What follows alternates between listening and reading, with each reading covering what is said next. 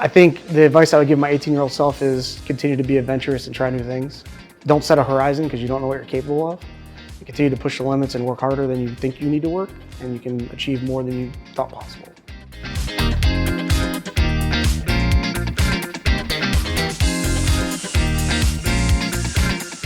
So in recent times, the best answer I've given is walk into a McDonald's and see the kiosks that are there and explain to them there used to be people behind the register and now people order at the kiosk, which has reduced issues with orders. It's improved productivity of staff. It has allowed you as the consumer to take control of what you're ordering and kind of mix and match and put things together.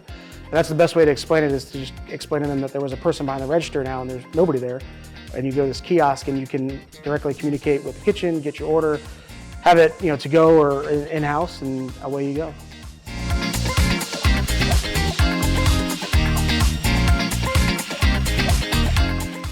So for the longest time, I wanted to be a fighter pilot, either in the Navy or Marine Corps. Watched a lot of Top Gun, got really excited about it. Seemed like a cool job, but math wasn't my strong suit, so that kind of went by the wayside. So now here I am doing technology consulting.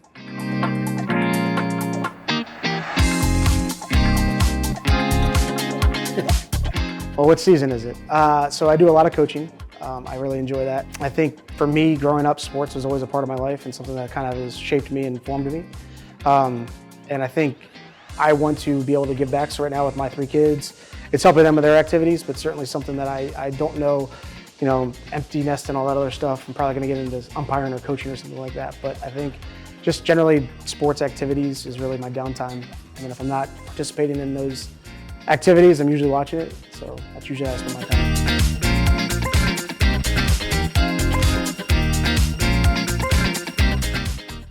So for me, I think the 3 characteristics I try and embody are honest, bold, and direct. Honest in the sense of sharing information with the team, making sure that they understand and realize how they fit into this whole puzzle and what their role is and kind of what our overall mission is, whether it be project related or firm related. Bold, it's no secret that I like to be a disruptor. I like to try new ideas and be innovative, and certainly some work, some don't, but I think the important thing is to always be willing to try new things. And then direct. I think, having conversations with people that are, not filled with fluff and kind of outline exactly what's happening, the facts of the matter and kind of where we need to go, I think is important. I think it's helped with career growth, and I think it also helps with clients and understanding what it is they're trying to achieve with their missions, and having those direct conversations that allow them to make the right decisions both financially and programmatically.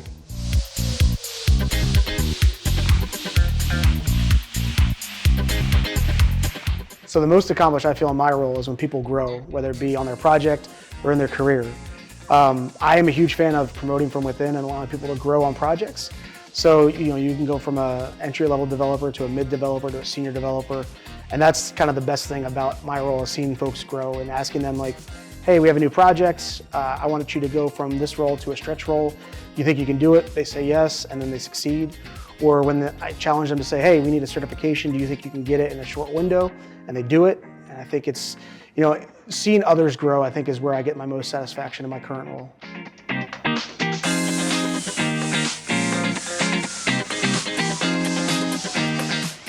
Drive innovation has to be my favorite iTech core value. So I like being bold, right? So I think driving innovation is something I really enjoy. New technologies, leading edge technologies is important. Helping a client solve a business problem with an unconventional technique, I think, is something I enjoy. And just having the ability to always reinvent, given the landscape that technology changes in, is something I really enjoy. So driving innovation has to be my favorite iTech core value.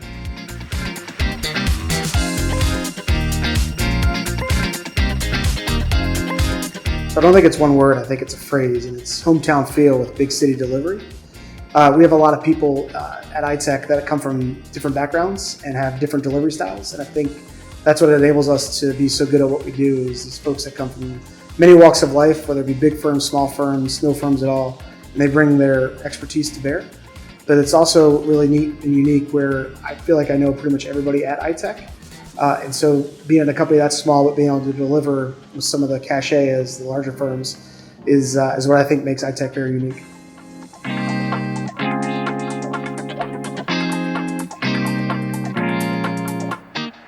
So my advice for somebody that's starting at iTech would be embrace the challenge. You don't want your day-to-day to be the same thing over and over again. You want change. It's what makes our career so interesting is clients change, missions change, and that's why we're here. And so someone starting out, I would just say, be open to everything and don't close off the door for a solution because you don't know when you're going to revisit it later down the line.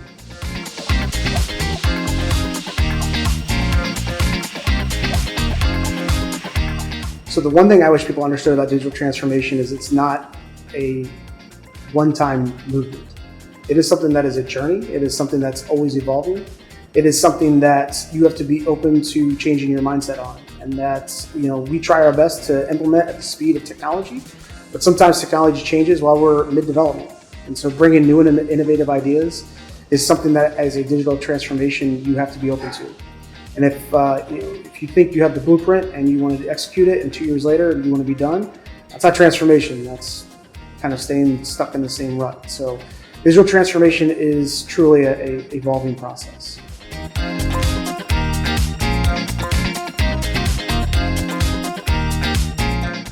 So I know people are afraid of it, but for me it's AI. And it's not here to take your job, it's here to enhance your job.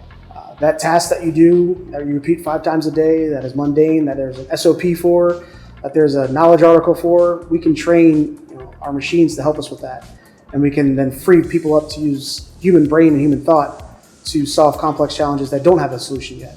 And so for me, no one likes to come in and do password resets or to do these tasks that click the button. So hopefully with the advent of AI and RPA and tools like that, we can really get to the point where human thought is the center of things and not just human execution.